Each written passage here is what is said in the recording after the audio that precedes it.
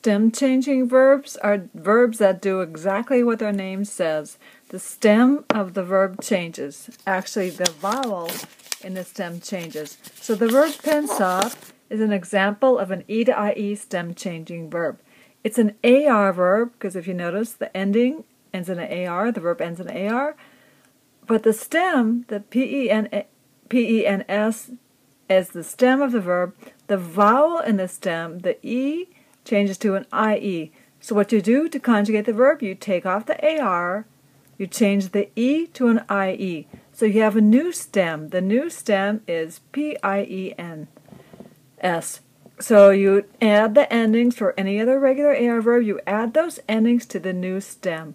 So you say, yo pienso, tú piensas, él, ella, usted piensa, ellos, ellas, ustedes piensan. So yo, tú, él, ella, usted, ellos, ellas, ustedes, they all change the stem from an E to an IE. Nosotros and vosotros, on the other hand, don't change the stem. So all you do to conjugate that verb in those subject pronouns, you take off the AR, you add your endings for regular AR verbs, you say pensamos and pensáis. So nosotros and vosotros don't change the stem, whereas yo, tú, él, ella, usted, ellos, ellas, ustedes do change the stem.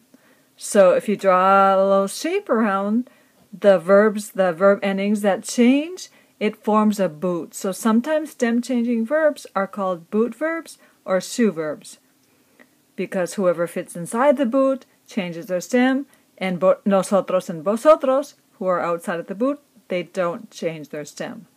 So the verb pensar is an example of an E to IE stem-changing verb.